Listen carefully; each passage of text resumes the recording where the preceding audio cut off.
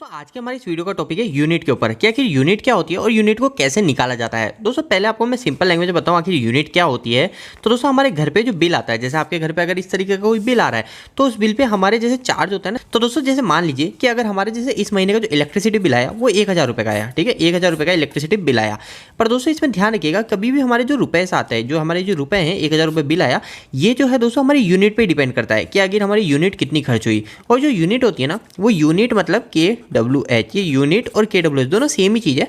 KWH को आप unit बोल सकते हो और यूनिट को KWH। तो इस वीडियो के अंदर मैं आपको ये यूनिट यानी KWH कैसे निकालते हैं वो आपको बताऊंगा। मतलब अगर आपके कभी बिल आ रहा है तो अगर आपको ये भी चेक करना है कि हमारा जो इलेक्ट्रिसिटी बिल है वो कहीं ज़्यादा तो नहीं आ रहा। आपके घर का जो बिल आया वो बिल आया आपके 600 KWH का, पर आप बोलते हो कि नहीं मेरा इतना KWH तो आ ही नहीं सकता, मेरे घर पे ज़्यादा से ज़्यादा 200 KWH या 100 KWH ही आ सकता है। आप उसको कैलकुलेट करके आगे विद्युत वितरण कंपनी को सूचना कर सकते हैं कि हमारे जो बिल है वो बिल ज़्यादा आ रहा है। तो दोस्तों कैसे निकालते हैं, तो दोस्तों पहले मैं दिखाता हूँ कि इसके अंदर KWH क्या लिखा होता है। तो दोस्तों ये देखिए यहाँ पे लिखा हुआ है उपभोग, ठीक है, ये उपभोग लिखा हुआ है। उपभोग का मतलब हमारा खर्च, तो इसमें खर्च पे लिखा हुआ है 49 और आगे लिखा हुआ है दोस्तों KWH, ठीक है, ये KWH 49। तो मतलब इस महीने का जो मेरा बिजली का बिल आया ये 49 KWH के हिसाब से आया। अब मेरी गवर्नमेंट अगर मेरे से 5 रुपये चार्ज ले रही है तो इस 49 के अंदर 5 रुपये मल्टीप्लाई कर दूंगा। मल्टीप्लाई करने के बाद जो रुपए आएंगे वो मेरी गवर्नमेंट मेरे से चार्ज लेगी। अब इसके अलावा दोस्तों ये KVAH, ये KVA ये क्या है, इसके बारे में दोस्तों आपको इतना सोचना नहीं है, क्योंकि ये जो होता है ये 3 फेज मीटर के लिए होता है। जो हमारे जो कंपनी के अंदर जो मीटर लगते हैं उसके लिए होता है। अगर हम सिंगल फेज की बात करें तो ओनली फॉर हमको KWH का ही ध्यान रखना है। ये देखिए जीरो ही है,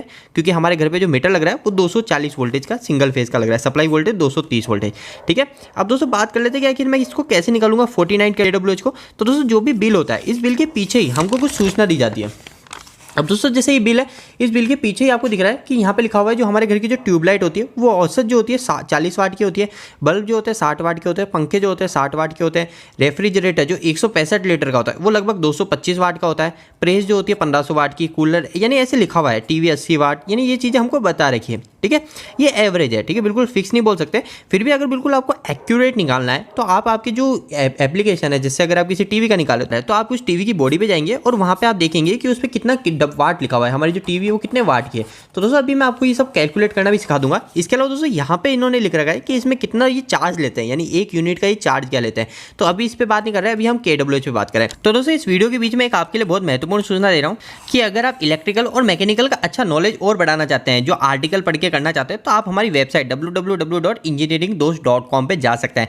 दोस्तों यहाँ पे आपको हिंदी में इलेक्ट्रिकल मैकेनिकल से जुड़े आर्टिकल मिलेंगे और दोस्तों काफ़ी सिंपल लैंग्वेज में मिलेंगे, क्योंकि अगर आप उसको पढ़ोगे कि आखिर जैसे मैंने उस पर अगर टॉपिक लग रखा है यूनिट क्या होती है, तो अगर आप वहाँ पे जाके उसको पढ़ोगे तो आपको काफ़ी सिंपल लैंग्वेज में समझ आ जाएगा। तो दोस्तों अगर आप ये हमारी वेबसाइट से जुड़ना चाहते हैं जिसका नाम है www.engineeringdost.com, तो आपको इसका लिंक हमारे इस वीडियो के डिस्क्रिप्शन में मिल जाएगा। अब दोस्तों मैं यूनिट निकालता हूँ कि आखिर यूनिट किस तरीके से निकलेगी। तो दोस्तों जैसे मैं मानता हूँ कि हमारे घर पे एक फ्रिज लग रहा है, ठीक है, मैं एक फ्रिज की मान लेता हूँ, या फिर अगर आप कहें तो मैं एक फैन की मान लेता हूँ, ठीक है, दो चीज़ें मान लेता हूँ ताकि हमारा सारा डाउट क्लियर हो जाए। तो एक फ्रिज है और एक फैन है। अब मैं चाहता हूँ कि इसका अलग KWH निकालूँ और इसका एक अलग KWH निकालूँ। तो दोस्तों जैसे मैंने अभी आपको बताया कि हमारे जो बिल है इस बिल पे हमको थोड़ी जानकारी होती है कि ये जो बिल है इस बिल पे लिखा हुआ है जो 165 लीटर का जो फ्रिज है वो 225 वाट का होता है, ठीक है, मैं यहाँ लिख देता हूँ 225 वाट का। अगर दोस्तों बिल्कुल आपको एक्यूरेट जानकारी चाहिए तो आप आपकी फ्रिज की बॉडी पे जाइए, वहाँ पे आपको पता चल जाएगा कि वो कितने वाट का है, ठीक है। तो दोस्तों फ्रिज हमारा 225 वाट का है। अब मैं मानता हूँ कि हमारा जो फ्रिज है ये फ्रिज रोज के 6 घंटे लोड पे रहता है, ठीक है।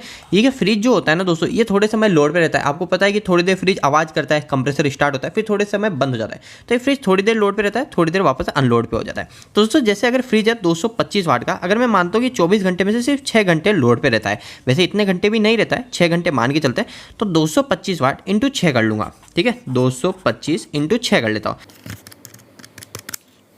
तो दोस्तों 225 इंटू 6 करने पे आया मेरा 1350। तो दोस्तों मैंने 6 से क्यों मल्टीप्लाई करा, आपको पता चल गया। एक घंटे के अंदर ये जो वाट लिखे होता है ना दोस्तों, ये जो वाट है, ये जो खर्चा है 1 घंटे का है, यानी 1 घंटे तक अगर मैं इस फ्रिज को यानी रेफ्रिजरेटर को चलाऊंगा तो मेरे 225 वाट की बिजली खपत होगी। अगर मैं इस पंखे को 60 वाट वाले पंखे को 1 घंटे तक कंटिन्यू चलाऊंगा तो मेरे 60 वाट की बिजली खर्च होगी, ठीक है। अभी आप और अच्छे समझ जाएंगे इसको। तो मैंने 6 से मल्टीप्लाई कर लिया क्योंकि मेरा रोज का 6 घंटे चल रहा है, तो 6 घंटे का मेरा बिजली खर्च कितना आएगा 225 वाट, ये 225 W है, वाट है, और ये है 6 घंटे। तो दोस्तों मेरे एक दिन का जो बिजली खर्च आएगा वो आएगा WH, ये है 1350 WH। इन दोनों को मल्टीप्लाई कर दिया और ये H मतलब घंटे और W मतलब वाट, ठीक है। थोड़ा क्लियर हुआ आपका कि अब जैसे दोस्तों हमारी जो बिजली का बिल आता है वो बिजली का बिल तो हमारे 30 दिन के हिसाब से आता है। तो हम क्या कर लेते हैं, सिंपल सा इसको 1350 को मल्टीप्लाई कर लेते हैं 30 से।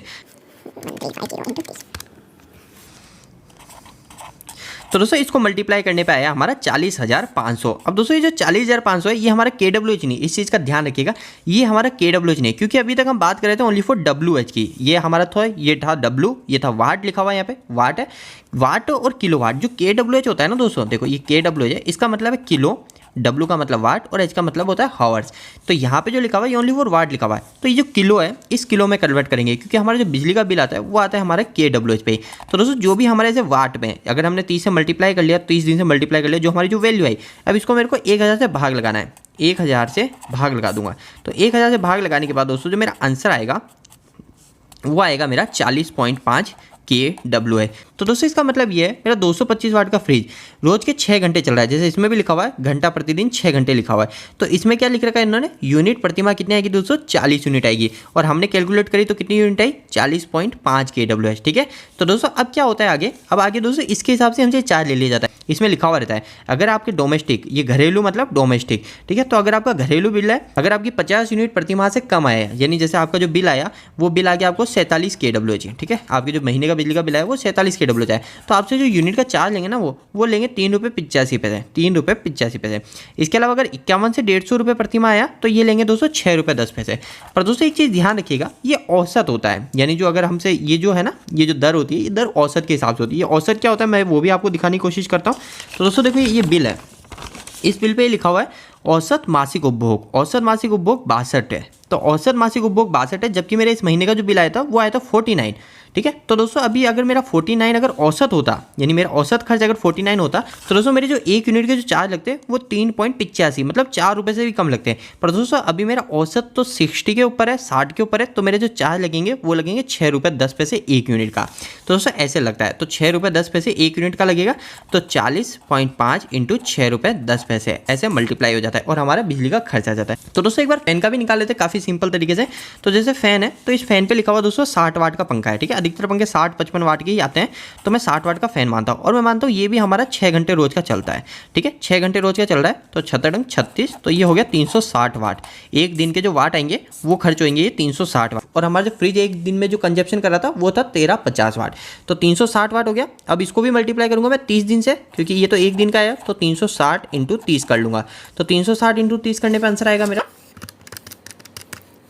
तो ये आएगा दोस्तों मेरा 10,800। ठीक है, ये आ गया मेरा 10,800। अब दोस्तों इसके अंदर मैं भाग लगाऊंगा 1000 का, क्यों लगाऊंगा, क्योंकि दोस्तों ये हमारा 10,800 है, ये आया हमारा WH, पर इसको मेरे को बदलना है किलो में, तो मैं क्या करूंगा 1000 से भाग लगा दूंगा, तो फिर बाद में जो मेरा आंसर आएगा वो आएगा 10.8 KWH।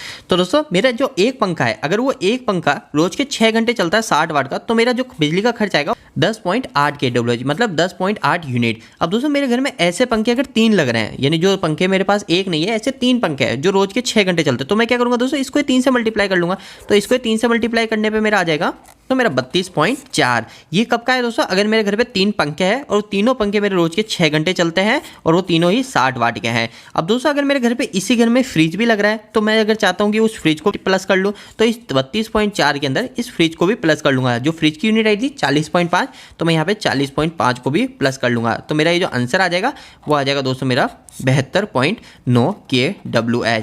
और दोस्तों बाद में मैं क्या करूँगा, इस KWH को मेरे रुपीज़ से मल्टीप्लाई कर दूंगा और मेरा बिजली का बिल मुझे पता चल जाएगा। तो दोस्तों आपको यह बेसिक सा वीडियो कैसा लगा, इस वीडियो को लाइक करके जरूर बताना। दोस्तों हमारी वेबसाइट www.engineeringdost.com पे जरूर जुड़िए, वहाँ पे आपको काफ़ी अच्छे इलेक्ट्रिकल और मैकेनिकल से जुड़े आर्टिकल मिलेंगे जो सारे हिंदी में होंगे। तो दोस्तों यह वीडियो आपको कैसा लगा, इस वीडियो को लाइक करके जरूर बताना। अगर आपको कोई भी सवाल इस वीडियो के प्रति या फिर इलेक्ट्रिकल से जुड़ा है, तो आप मुझे नीचे कमेंट बॉक्स में कमेंट करके पूछ सकते हैं। इलेक्ट्रिकल वीडियो अगर आप हिंदी में देखना पसंद करते हैं, आज ही हमारे चैनल को सब्सक्राइब कर लीजिए। आज के लिए इतना ही, धन्यवाद।